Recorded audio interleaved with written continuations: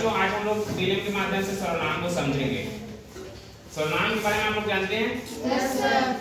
संज्ञा के स्थान पर प्रयुक्त होने वाले शब्द को सर्वनाम कहते हैं। सर्वनाम 6 प्रकार के होते हैं। पुरुषवाचक, निश्चयवाचक सर्वनाम, अनिश्चयवाचक सर्वनाम, प्रश्नवाचक सर्वनाम, संबंधवाचक सर्वनाम और है निजवाचक सर्वनाम। सभी सर्वनाम को एक तरीके से समझेंगे। पहला है पुरुषवाचक सर्वनाम। पुरुष या स्त्री के नाम के बदले प्रयुक्त होने वाले शब्द को पुरुषवाचक सर्वनाम कहते हैं। जैसे मैं पढ़ाता हूँ तो मैं जो है पुरुषवाचक सर्वनाम है। तुम मोहन हो तो तुम जो है पुरुषवाचक सर्वनाम है।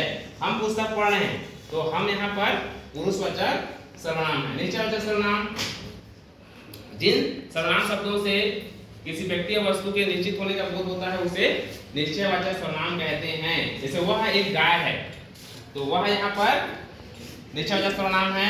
यह पुस्तक है तो यह यहाँ पर निश्चयवाचक सर्वनाम के अंतर्गत आते हैं।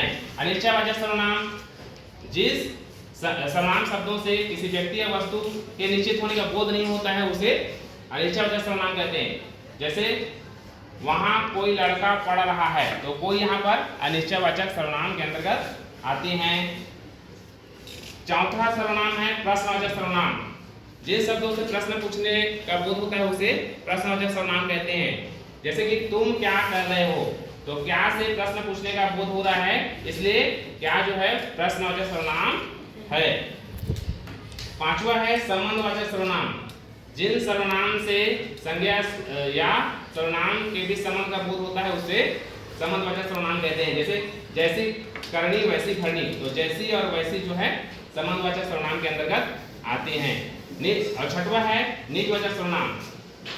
जिस सर्वनाम का प्रयोग कर्ता खुद के लिए करता है उसे निजवाचक सर्वनाम कहते हैं। जैसे मैंने अपना काम स्वयं किया तो यहाँ पर स्वयं का प्रयोग कर्ता खुद के लिए कर रहा है, इसलिए यहाँ पर निजवाचक सर्वनाम होगा स्वयं। इस तरह से आप लोग सर्वनाम को समझ गए?